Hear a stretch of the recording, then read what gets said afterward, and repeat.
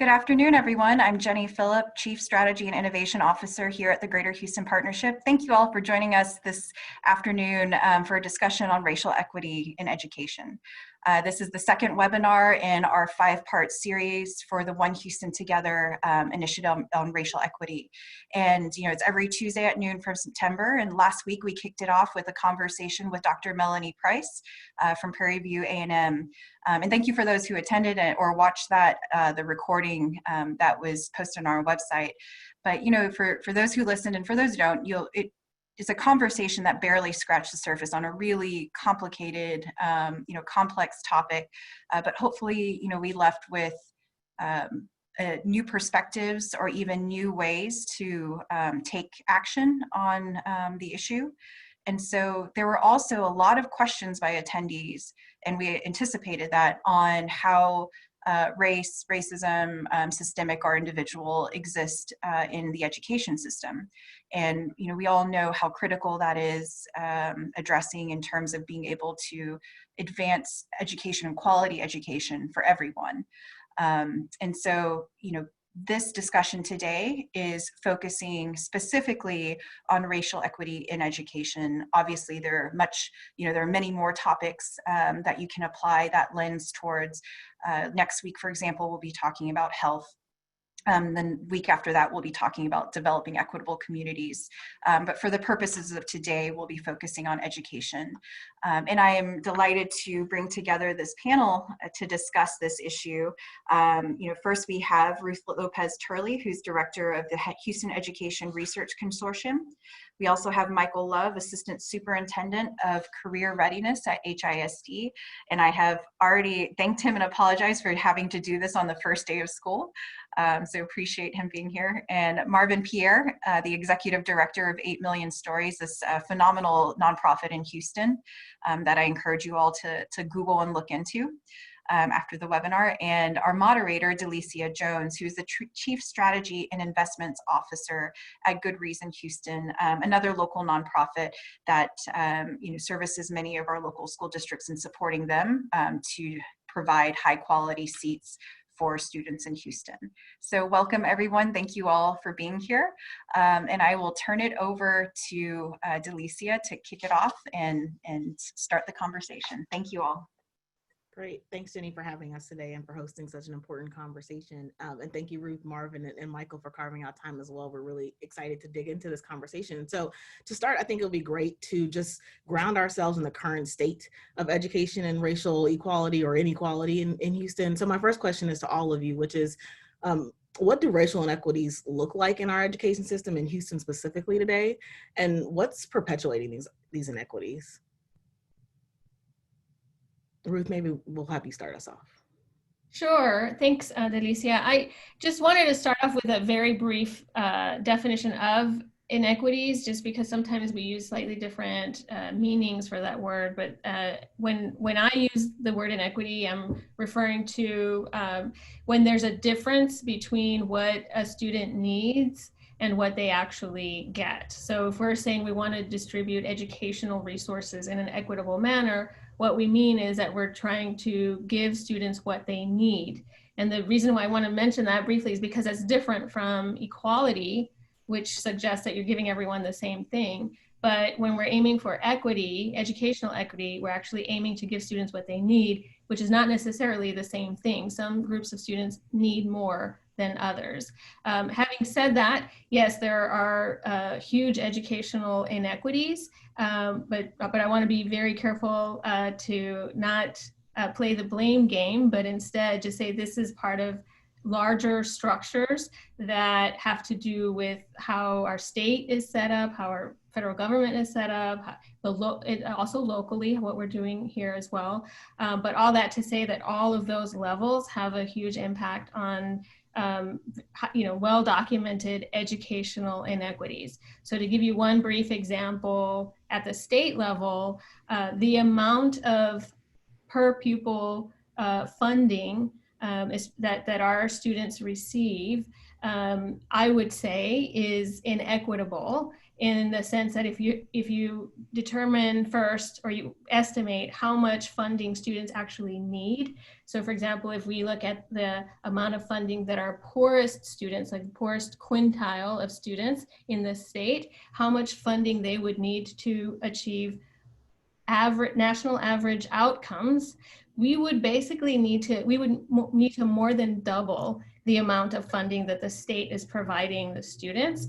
And by the way, our poorest quintile of students are largely Black and brown students. So this is one example of an inequity at the state level. And by the way, some people would think that more than doubling the amount of funding that we provide our poorest students is inconceivable, too radical, but that is still less than the amount of money that the state spends per inmate per year to imprison them. So I don't think it's asking too much.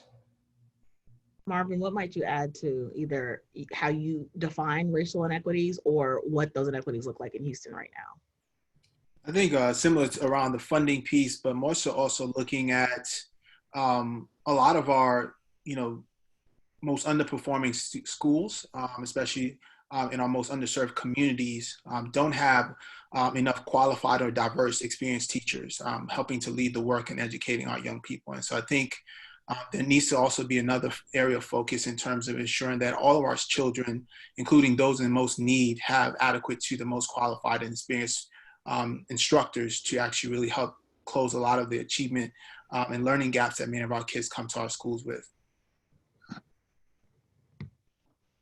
Great, that's great. And actually you're leading me to my next question, which is, well, I think it's really important for us to unpack the current state, right? And not ignore the inequities that exist, and to unpack the data.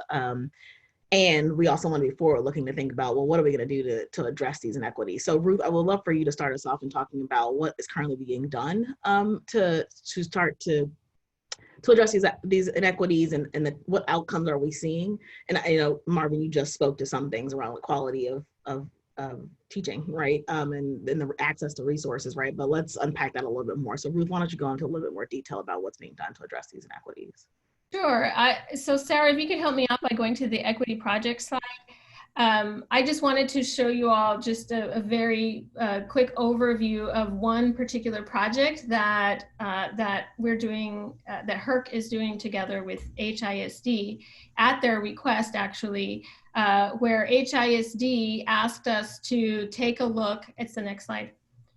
HISD asked us to take a look at inequities throughout the district, and these are referring to inequities by race and ethnicity, by economic status, by English learner status as well, and looking at these 7 areas that you see listed here on this slide. And these particular areas were selected together with district leadership, and so looking at inequities in terms of financial resources, as I've already mentioned one example, but as well as inequities of dealing with human capital. As Marvin just mentioned, this has to do with teachers, administrators, who has access to effective teachers and administrators and who doesn't, as well as documenting inequities in all these other areas, technology, facilities, down to like COVID-19 resources, given what's going on right now. But I want to stress that the goal here is not just to document these inequities, but to do something about it. So what's really exciting about this project is that there's a lot of district buy-in. They requested this. They want to have all of this documented for the purpose of doing something about it, right? To try to make all of these different types of resources much more equitable. But to be clear, this is not just the district's responsibility. This is everyone's responsibility. So we as a broader community need to make sure that we are supporting the district in their efforts to make these resources more equitable. But we just started this work, so I don't have results for you at this time, but I can tell you that that these are the specific areas that we're looking into, and we'll have a lot more to say about this in several months. Thank you for that, Ruth. Michael, I'm curious what you might add on to the conversation we've started is kind of looking at the earlier stage of cradle to career and K through 12. What might you add on in terms of what inequities we're seeing when we think about the end stage of education and as students make the transition into college and career? Thanks for that question, Delicia. I think it's important to, one thing I think that's been noted by both Ruth and Marvin is the fact that we have inequities that a lot of our stakeholders are aware of from a financial aspect, but also awareness, exposure, and exploration of careers is really defined by the community you grow up in. So we have communities where there's a lot more diversity in the career fields that their neighbors, their community members have. So their exposure is greater than some that are very defined as far as certain career fields that may be entry level or mid-level careers where students just don't get a lot of exposure to anything else. That plays a huge role in what they're going to kind of aspire to once they get to the middle school and high school level. So as a district and as stakeholders, one of our main focuses right now is to expand that at the early age, even starting as early as kindergarten.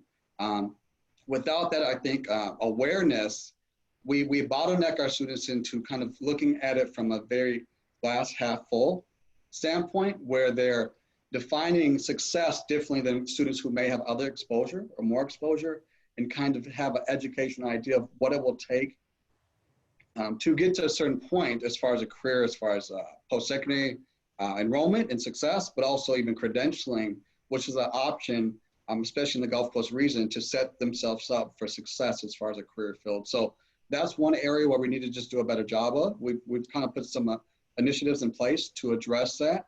And we hope that continued work with, well, through the study of kind of identifying inequities that Rice University is doing, but also from stakeholders and those kind of joining in today with their, I think, volunteer work and their partnership with HISD. We can expand that not just for our district, but also districts across this region to really expand the mindset of what in the minds of our students as far as the careers out there and what that path is to get to that.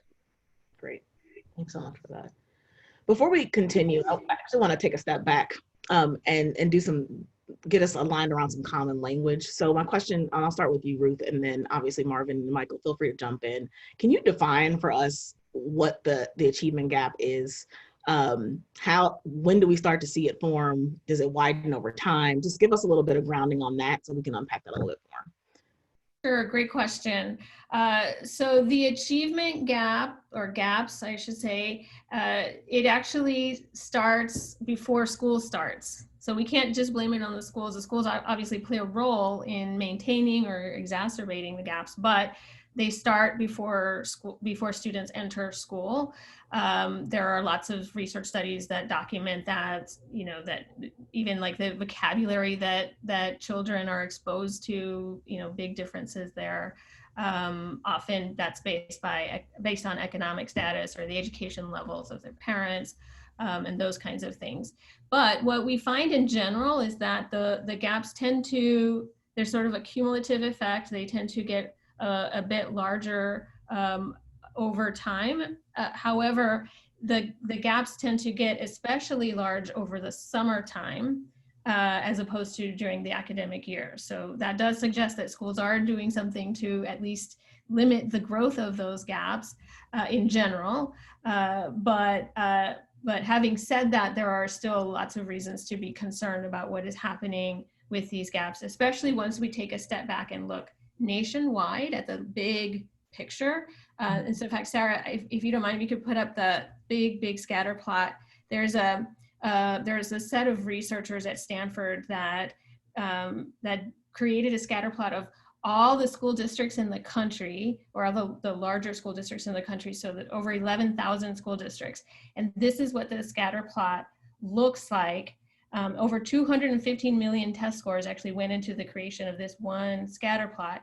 And what we see is a very clear pattern that the districts whose parents on average have a higher economic status, their students tend to perform better. So it's a clear diagonal. There's a very strong correlation. Now it's obviously not the only factor that explains these achievement gaps, but it is a very strong one. If you go to the next slide, you'll see where Houston ISD lies.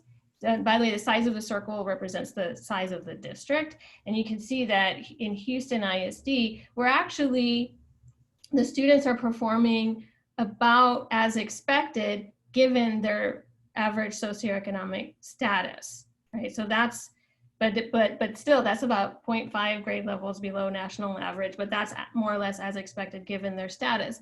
However, if we were to split up, divide each of these school districts by race and ethnicity, another pattern becomes very, very clear. So the next slide, if you see here, if you subdivide each school district, you'll see that there's literally a color-coded hierarchy where in general, white students have a much higher socioeconomic status and they have the highest performance, followed by Hispanic students that have a lower socioeconomic status and also lower performance, followed by Black students that have the lowest socioeconomic status and the lowest performance. Now there's a lot of overlap between Blacks and Hispanics in the middle, but in general, you see a very clear sort of color-coded hierarchy. This is all over the country, and I have to stress that statistically speaking, this cannot be a result of chance, right? Mm-hmm. This is a very systematic pattern, and it's very clearly tied to resources, right? So some people are sometimes when they see this, they're tempted to think, oh, well, Black and brown students just don't do as well. Well, if you look closely, you'll see that Black and brown students with a higher economic status do a lot better, right? But in general, they tend to have fewer resources. So we have to pay attention to that. If you go to the next slide, you'll see that if we just go to the next slide, Sarah. You'll see that if we were to break down HISD specifically by race and ethnicity, here's what the achievement gap looks like, right? Huge differences between white students on average, Hispanic students on average, and Black students on average. These are enormous gaps, and like I said, largely attributed to the resources that these students have. And Houston ISD, I'm just picking on them because, you know, because we're in Houston, but these patterns, these gaps are similarly large in other large school districts in the state and throughout the country. Probably one of the biggest gaps are in Austin ISD, for example. And so it's not, I don't want to just pick on Houston ISD, but like this is just to give us a sense of just how big these gaps are and how prevalent they are all over the country. Yeah, thank you for sharing that. And I'm a data nerd, and so I've clicked around on this on the websites, and I would encourage everybody to go on the websites. You can see every district in the state and kind of see how it manifests in your own communities around Houston. Marvin, Michael, I would love if you could help us understand the implications of these achievement gaps for students. So what are the consequences of these achievement gaps? How is this manifesting as you think about, you know, Marvin, the kids that you serve with 8 Million Stories, or Michael and HISD? What does this look like on the ground for them? How does this manifest itself? Yeah, I think for us, one of the things when I hear about the achievement gap, and I think the challenge we have is to really try to make sure that the conversation is not just reflecting around academic performance, but also really highlighting some of the resource deficits that our kids are coming into our schools to begin with. I think that is at the core of the issue around this, right? You know, the academic performance piece is the end result, but I think kids are born into situations that are not preparing them to be successful. And I see that every day in the kids that I work with at 8 Million Stories, who are disconnected youth between the ages of 16 and 18. And one of the things that has motivated and is the reason why I'm in education is the reading levels of our young boys of color by the 3rd grade, right? And so we have been able to determine the life outcomes of young boys in this country by 3rd grade, right? Based on their reading levels as they're entering third grade. And then we know that if boys are not able to read at or above their grade level in third grade, they have a higher likelihood of dropping out of school and also being involved in the criminal justice system. And so I think there needs to be more focus on shifting that narrative and really pushing local, state officials, school leaders to really figure out how do we actually shift this narrative, because this is something that has been around since I was a student in school, right? And so we haven't seen a drastic shift in our boys actually succeeding in our school environments, whether it's charter schools, local school districts, they're underperforming across the board. And so that has a huge impact to us as a local community, where in the city of Houston, we have now almost 12,000 kids being referred to our juvenile justice system directly from our schools. And so that's 12,000 young people between 10 to 18 who are not being educated, right? And ultimately are going to impact us from a local economic perspective. And so I think there's a lot of conversation that needs to be had around resource allocation. How do we provide more early childhood centers in most of our underserved communities to really give our kids an equitable opportunity to be competitive and to thrive in our learning environments locally here in Houston and across the country? Thank you so much for that. Michael, what would you add? And Ruth and Marvin have done a great job of kind of painting and provided data and facts, not just facts, but also real stories of what's happening in our communities. I mean, and really to that point, and Ruth, you mentioned this, but it starts before even pre-K. But it's really exacerbated really as a third grade, is that point where to make up that academic gap becomes a much greater challenge for school districts. And with that, it is about the resources, but also time.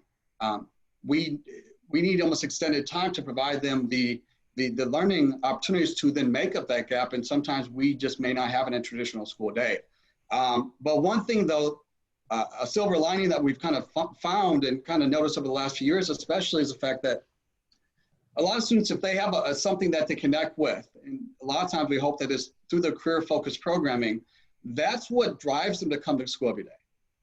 We worked with Dr. Jim Stone out of University of Louisville, who's over the National Career and Technical Education Consortium. And while he was working with us on evaluating our programs, there's one thing he mentioned to the superintendent at that time was Dr. Terry Greer, and he said this: it's important for us to have aligned, high-growth career pathways in our schools. But it's also important for us to have programs that will allow and keep our students coming to school every day, because that is what it is. It's the programs that might be a cosmetology or a marketing or printing and imaging.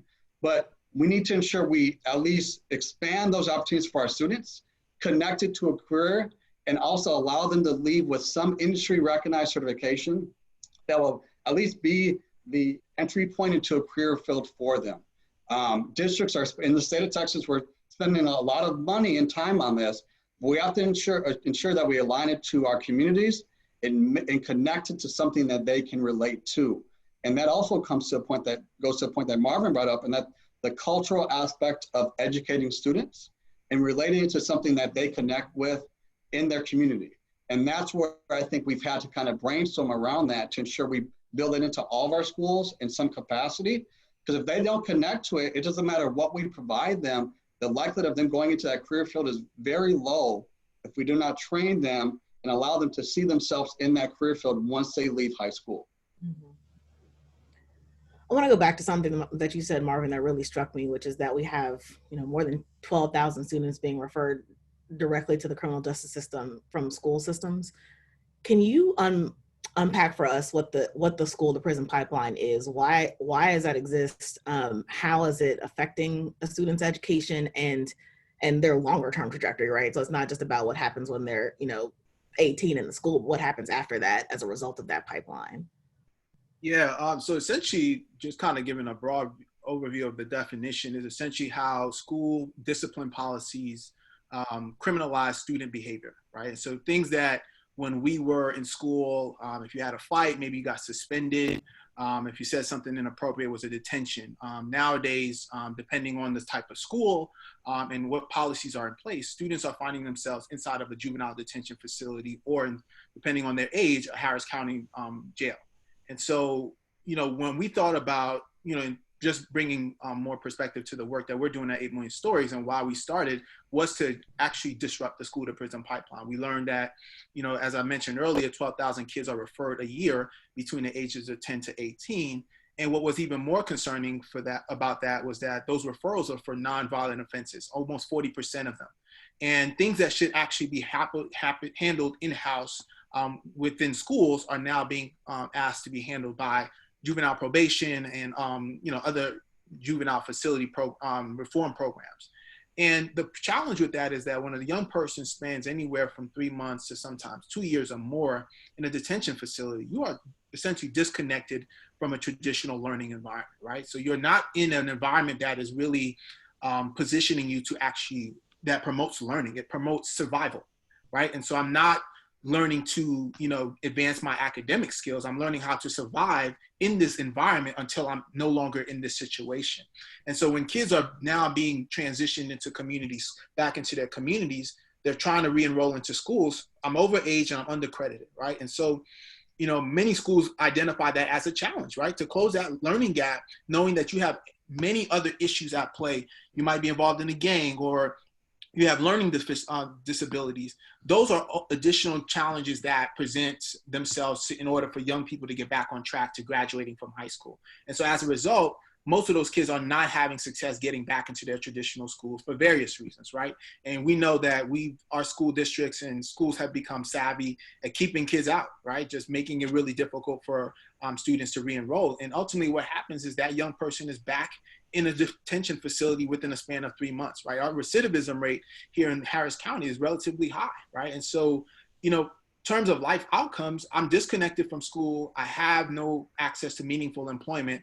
And so I'm likely to have a more permanent fixture inside of a criminal justice system than I am, in a post-secondary or career pathway. And so that's one of the reasons why we started 8 Million Stories, was to really give young people that second chance, and in fact, for many of them, that first chance at having an equitable opportunity in being successful in life, and really ensuring that we can actually reduce our recidivism rates by taking a more innovative approach to serving our young people that essentially may not fit the traditional model, right? I think oftentimes what we're seeing with the school to prison pipeline is that we're expecting young people to show up in a certain way, and when they don't, there's no place for you, right? And that we start to have this aggressive way of pushing kids out of our schools. And I think, we're really trying to be intentional about disrupting that and really shifting the narrative and really finding ways to work with districts to really identify how can we be a resource to school districts to really help curb the unnecessary referrals to our justice system. If I may add to what Marvin was just saying right now, which is a really important point. This is a big issue, and it's a complicated one. But we have a sense of what to do, right? So now it's also about where is there the will to take those steps. One of the things that we learned, that the HERC research team did some analyses on school discipline data and its connection to juvenile probation and exposure to juvenile probation. But we found that the school's racial and ethnic composition matters a lot in determining a student's likelihood of being suspended. So if we already know, there's a lot of research out there that shows that Black students and Hispanic students, but especially Black students, are much more likely to receive school discipline. And by the way, I should stress that some of these research studies show that even when it's the same behavior, because some people assume, oh, they just have worse behavior. It's not that simple. Even when they have the same behavior, they are more likely to receive more school discipline and worse, more severe school discipline. But in addition to that, we found in our local research study, we found that Black students in schools that have a higher proportion of Black students are even more likely to be disciplined, as opposed to similar students in schools with lower proportion. So the context matters as well. So it's not just the student's behavior that is the issue here, but it's the context and how people are responding to these behaviors. And to add to that, Ruth, one of the things I also learned is that 40% of the African-American youth make up the juvenile detention population. and Black students only make up 19% of the district population. So they are the minority in our school districts, but they are the majority in our detention facilities. And when you dive into that age group, between the ages of 10 to 11, 60% of those young people are Black kids.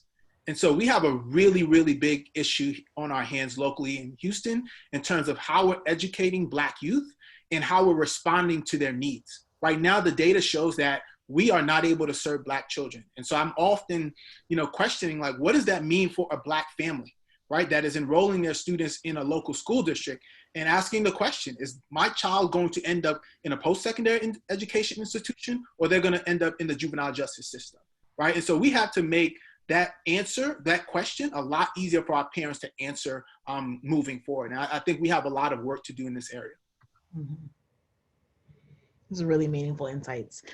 Ruth, a question for you is, how is the students' access to quality education affected by where they live?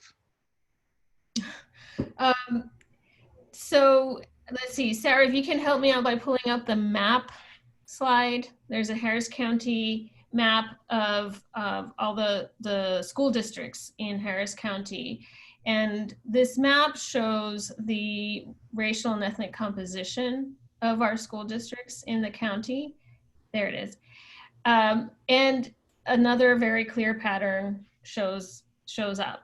And that is that our school districts are very highly segregated by race and ethnicity. And there are different levels of segregation, by the way. There's also segregation within school districts, but there's even more segregation between school districts. And this map of our county shows this very clear pattern that in general, the school districts that are in the center of our county have much higher proportions of Black and Brown students relative to the school districts that are in the periphery of the county. So white students are underrepresented in the districts in the center of the county, and they're overrepresented. Given the white population of our county, white student population of our county, they're overrepresented in the districts in the periphery. Sometimes researchers call this the donut, because there's actually a similar pattern in other large metro areas all over the country, that there's this difference in terms of the patterns of segregation. The reason why I point that out in relation to your question is that this is associated, very strongly associated, with achievement gaps.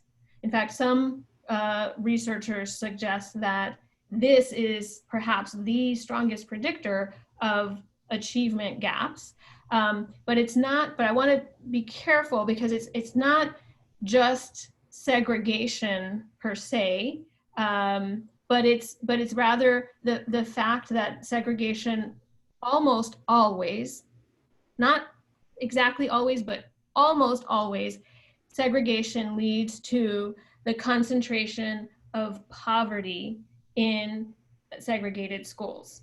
And that is what is driving achievement gaps. There's a lot of evidence, research evidence, that shows that it's the concentration of poverty that's driving these achievement gaps. But if we look at, because there's so much overlap between race and ethnicity and economic status, it's very challenging to disentangle the two.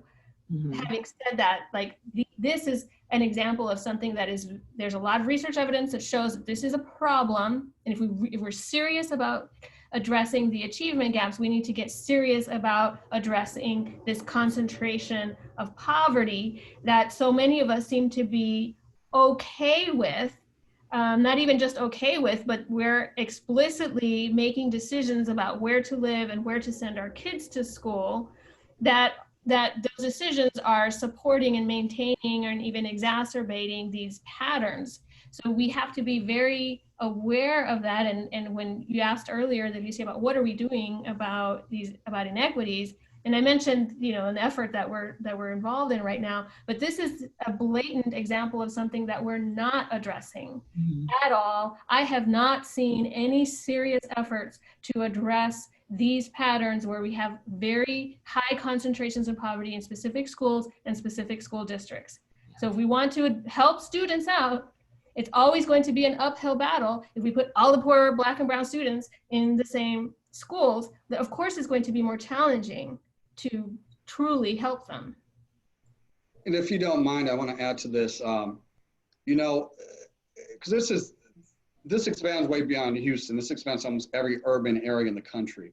You know, we started desegregating our schools in the late 60s and early 70s. And what's interesting is I'll go to high schools across our district and we look at graduation pictures of each class.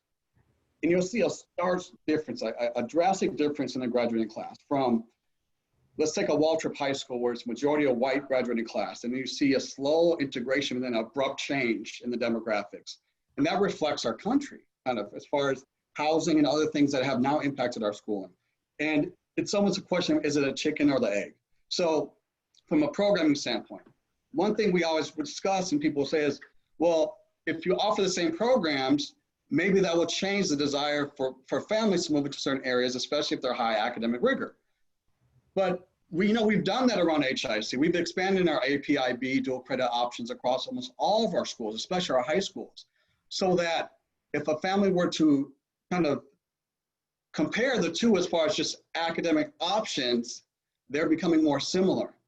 Yet the demographic makeup of our schools is not changing. And that could be a culmination of the housing in the area. It could be a combination of kind of perspective of what and perception of what that school is in the feeder pattern. I think a lot of that has to go to the perceptions. I think we're trying to shift perceptions of what a school might have been 10, 15 years ago, and where we're advancing it now, especially one that was more, had more academic issues. We're increasing the academic opportunities and the success of our schools on different levels. Now, are we where we want to be? No, we're not. We're not. That's an honest fact. But we are at least providing the resources, because resources does not look the same for each school. So even though I may have the same academic program, we may have to pour more resources and time and structures into school to ensure that we can make up for some of the deficiencies and what happened based on the past as far as academic options and opportunities for our students, to then get them to a level where they can be successful. So that's where, as a district, we're trying to ensure we have the appropriate resources for schools, because it's not a one size fits all, but it's still a challenge with that as far as diversifying campuses, because some of our communities are, especially with gentrification, but the schools aren't looking different yet. So it's an issue we're trying to address, and that's hopefully even with the study through HERC, we can identify some other issues that maybe we can then sit down with our stakeholders in and start discussing how do we address it from a community standpoint, because it's a combination of a collective. And that's what we have to start realizing. If we don't address it together, we'll continue having these gaps.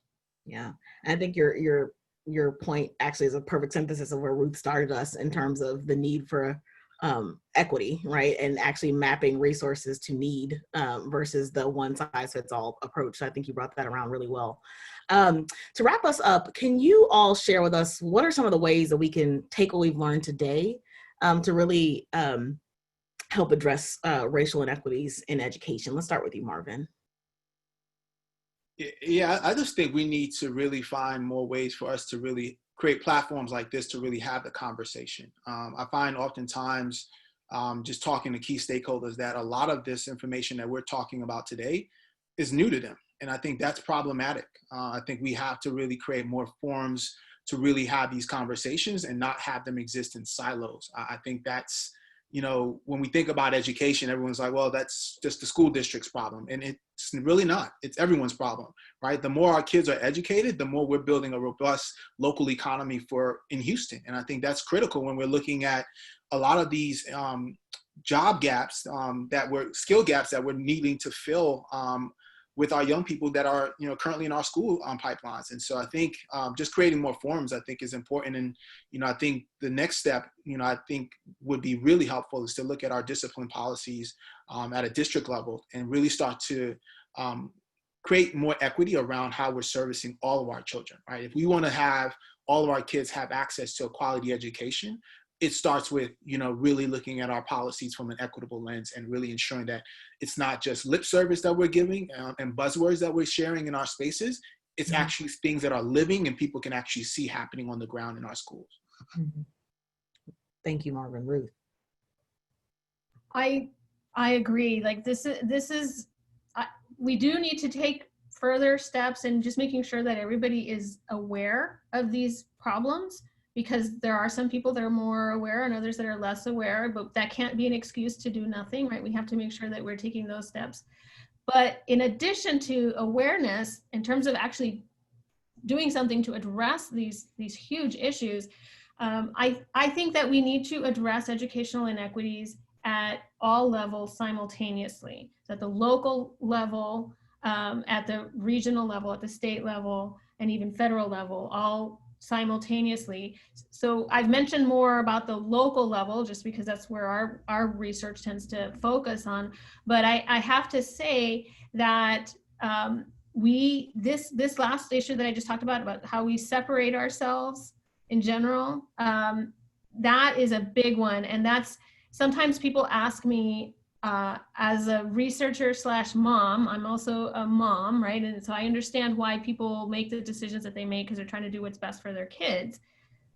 But we can't just expect individuals to do what's best for society if we don't do something about the overarching structures to make it a little bit easier and even appealing for individuals to do what's best for society and what's best for their own kids. So in my case, I decided to send my kids to public school on purpose, even though I can easily afford to send them to private schools, because I think my kids will be fine, right? I want to be involved in public schools and support them because of this greater good that is so important. Having said that, there is actually research that suggests that the gains that students make in public schools are actually a bit bigger than the gains that they make in private schools, because in private schools, it's all selection. Mm-hmm. Mm-hmm. It's all the students with the most resources in general that end up in private schools. So if parents are making decisions just based on that, it looks great, but if you're actually looking at the gains, it's not that simple. So I would encourage folks that in addition to doing what we can do to change the structure, to make it easier for families to support public schools and therefore support all students, at the same time, don't be fooled, right? Because it's not that simple that, just because it's a private school is automatically better. It's not that simple. Mm-hmm. Thank you for that, Ruth. Michael, why don't you close us out? Yeah, and I think everything that's been stated is extremely important to truly address this issue as a whole. We need the interaction and culmination of support from all levels. And when it comes to preparing our students for careers after they leave high school, and that may be going into a post-secondary institution, that may going directly into the workforce or military. We have to ensure we're being transparent with issues where we're dealing with, but also we as a collective think about solutions to the issues that are trying to be addressed. And GHP and Upscale Houston serve as a great forum as an example, at least from the career aspect. They brought together a lot of corporations and individuals to come together to try to address issues we're having right now, especially in HIST. But we need to continue to have these conversations and be extremely transparent. We can't ignore issues, and we cannot just have dialogue without having some solutions built in. So I think we continue doing that. We have forums like this, and then we start bringing together the thought partners to kind of look at ways to address these issues, from discipline to preparing them for a career, to also after that, setting them up for success in a career.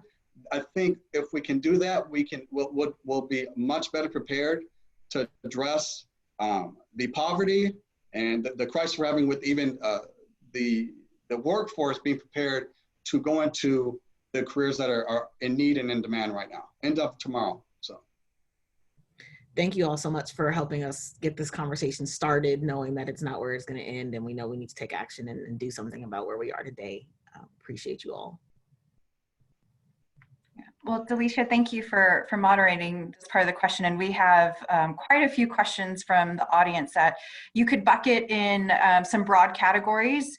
And so, at the start of the conversation, we talked a lot about funding, right? The funding mechanism, the inequities that exist in that, and that how that does exacerbate the gap in outcomes. And so, I think there's, like we were saying, there's a lot of awareness that needs to be built around these issues. So there's a lot of questions just on, for example, Rolando Rodriguez asked, is it the case that the public school funding is different between districts such as the Woodlands and HISD, which creates some of the inequity? So kind of just describe, like, why is it that some school districts may receive more or less? How is kind of that system that's set up? How does that create inequities? If so, how? I mean, yes, to that point, yes, there are differences in funding as far as percentage of overall FT amount that districts receive. A lot of it is based on the tax basis. So your local tax base as far as county and city versus what's actually provided by the state of Texas, which is, we respect, but it's very little as far as the overall district budget. That alone then it causes there to be inequities. From everything from facilities, we're looking at, but hopefully in the near future, looking at a bond to address issues we have with our elementary and middle schools. We had the bond in 2012 that addressed high schools. We have state-of-the-art high schools, but now we have some elementary and middle schools that are 30, 40, 50 years old.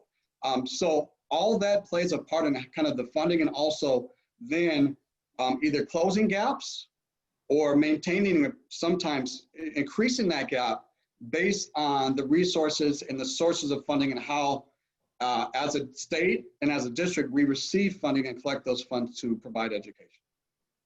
And I would add that in addition to these official sources of funding, there are also PTOs, PTAs that do a lot of fundraising. Some of them do a lot of fundraising, and they access, again, it's the concentration of poverty makes a big difference. Even if you have a school that's very poor, that has really active and engaged parents, they just don't have the same resources or the same social networks in order to do the fundraising that other schools can do. And that funding makes a big difference. There are huge discrepancies in how much fundraising schools can do. And so that adds to the inequities that are already there that Michael just mentioned from our official sources. Now there are these unofficial sources that matter as well.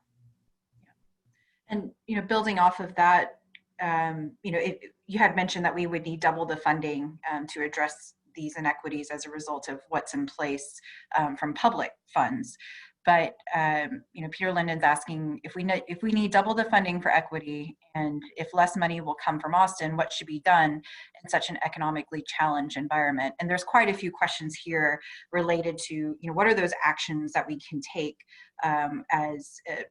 and it was mentioned here that it's not just the school districts, but we can have a category of like what can be done programmatically through the public school system.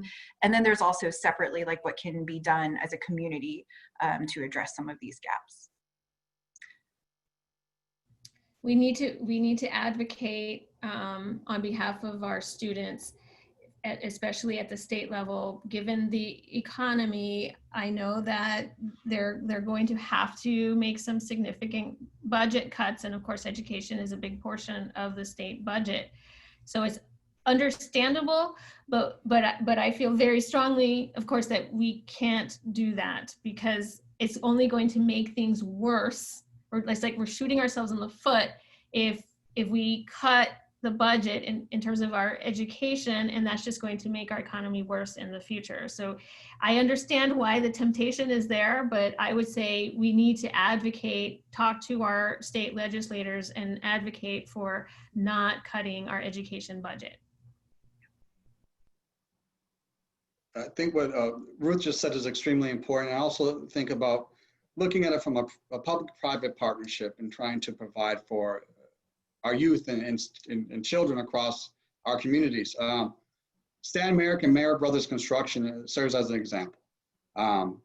They sat down with HIC and HCC a few years ago and said, we have an issue as far as workforce. We have a gap where we need trained, skilled individuals coming in to go on like construction trades, but we don't have them coming out of high schools, and we just don't have the sheer volume coming out of the post-secondary institutions.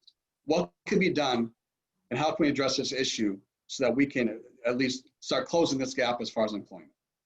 So coming together, we looked at, here's kind of what we can provide through HSC and the training platform to offer dual credit early on in high school. But we have issues when it comes to paid internships and also funding of instructors. And then that's where they stepped in and said, look, if we can provide an environment to offer the trained courses in this field, we will provide all the students with the paid internship over the summertime and look at subsidizing or providing some assistance to look at for a teacher with those qualifications to teach these students. I think just sitting down and addressing issues and having the open dialogue as far as here's some gaps we have as a school district, and meaning that, how can we work together to close it? I think that's one way we can at least start helping and decreasing this issue when it comes to equity across the board. And there are quite a few questions here about sort of wraparound services, but there's so much that can be done in the physical setting of the school. But then outside of school, there are also programs such as 8 Million Stories that addresses the multiple needs other than just a pure academic focus. And then for good reason, Houston as well. There's a lot of work that you all do with the school district. So Marvin and Delicia, can you speak to some of the more what those who are operating outside of the school districts are doing to address student needs there?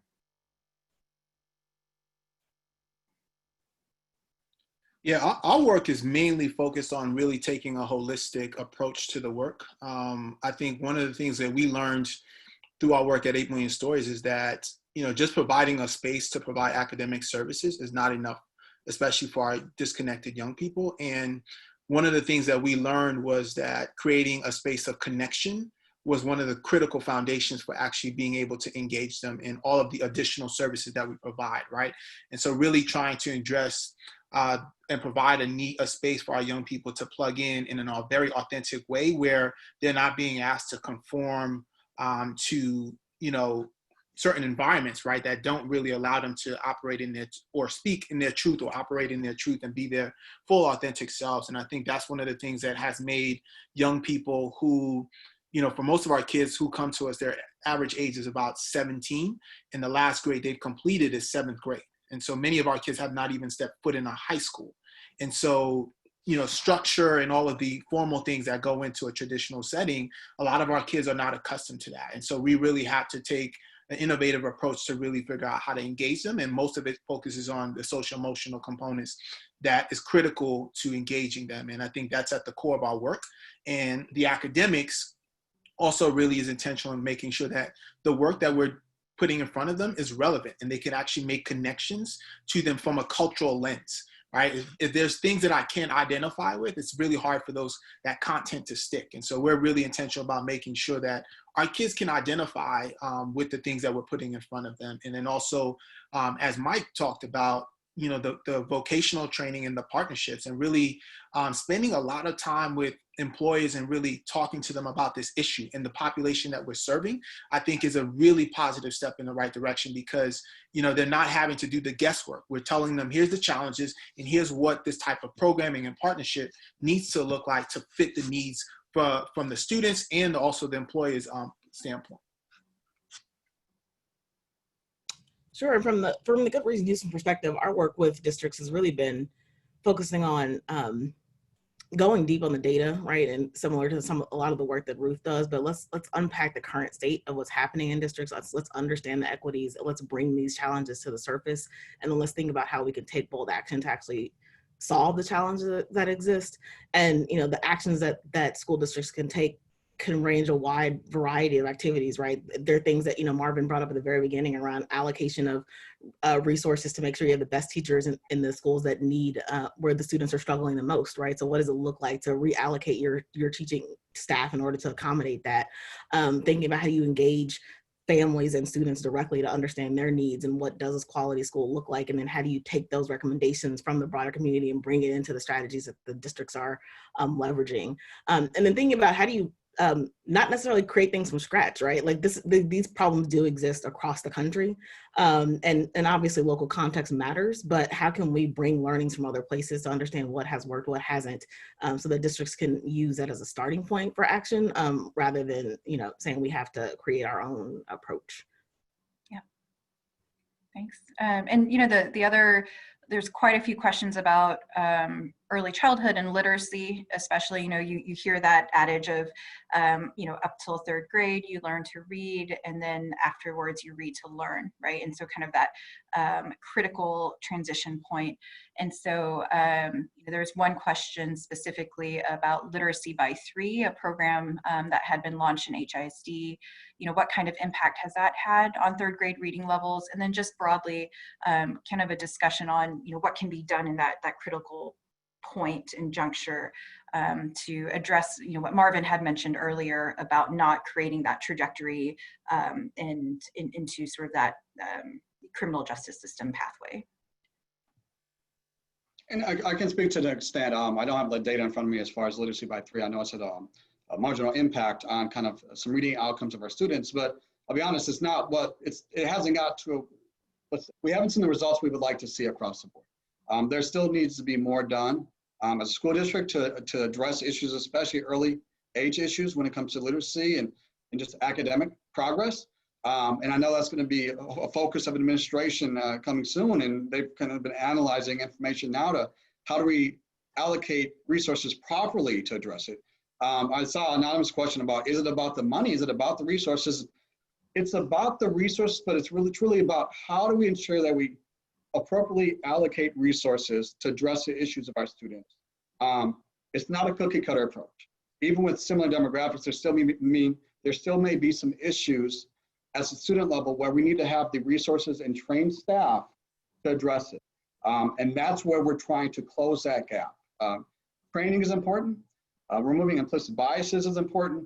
And all those play a role in actually exacerbating the issue when it comes to academic progress for students. And there's not a magic solution to it. It's continuously evolving where we have to work at it and try to at least identify the gaps, identify resources to try to close those early on. But early education is extremely important even before they get into our schools officially in kindergarten and first grade. But we're having those discussions now and trying to find solutions.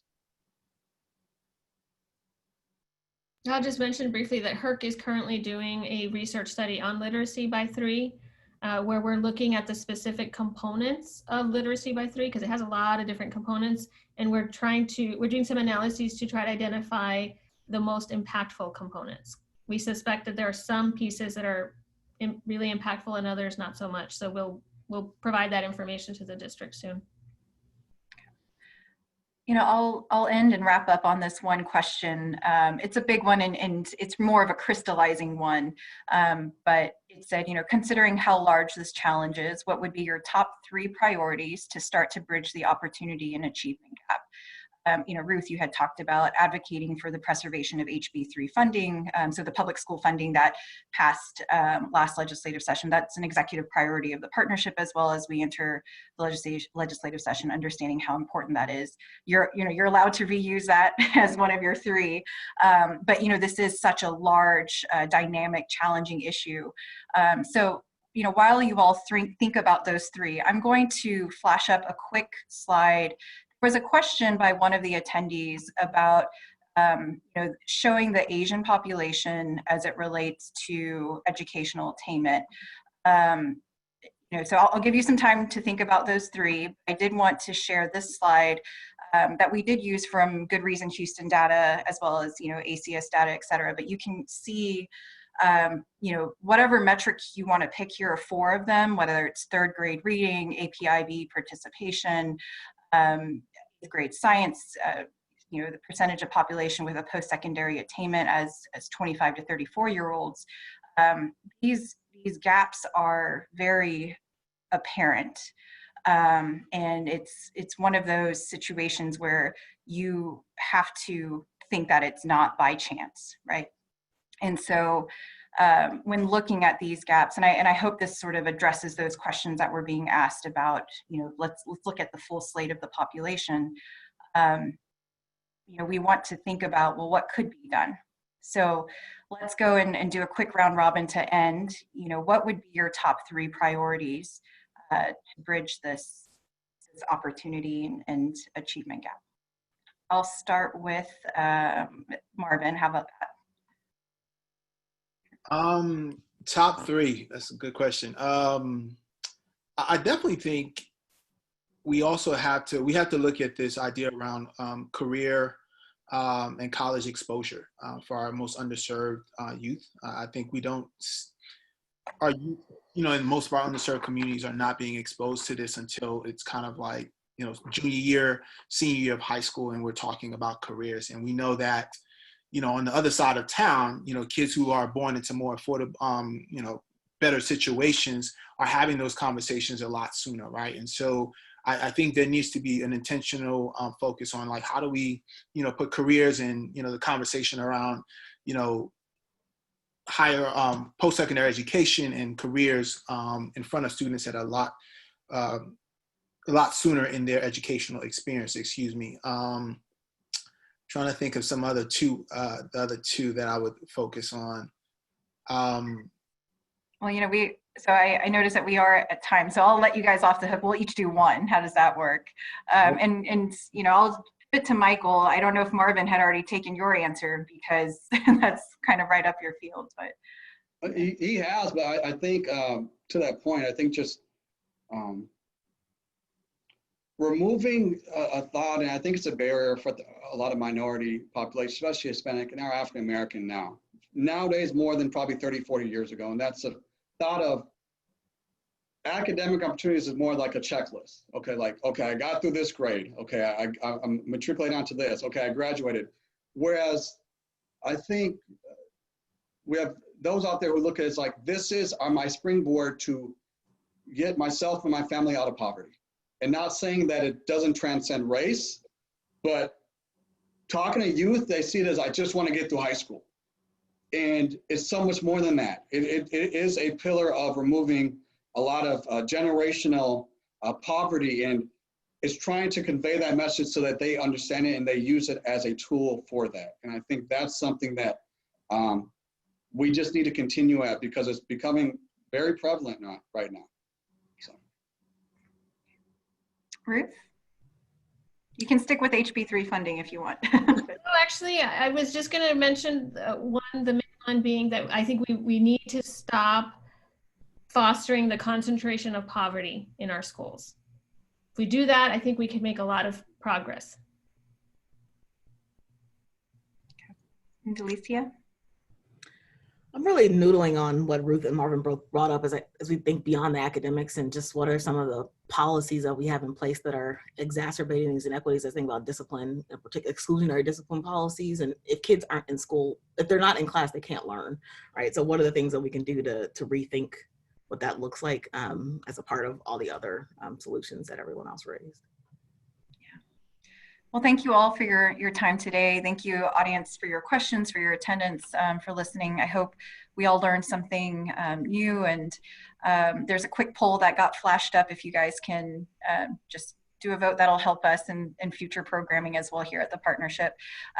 Next week, we have a discussion on health inequities, and given everything that's happening in COVID, a timely discussion as well. And for many of you all aware of where, particularly African-American populations are being disproportionately impacted by the pandemic, whether it's on the health front or the economic front. And then after that discussion, we have on September 22nd, a webinar on developing equitable communities. And then on the 29th, the business community's role in addressing racial inequities. So thank you all for joining us for your lunchtime today. Good luck to all the parents and students who are on their first day of virtual learning.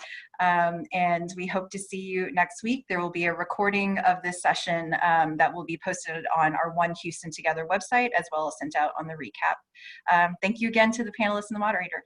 Have a great day. Thank you. Thanks.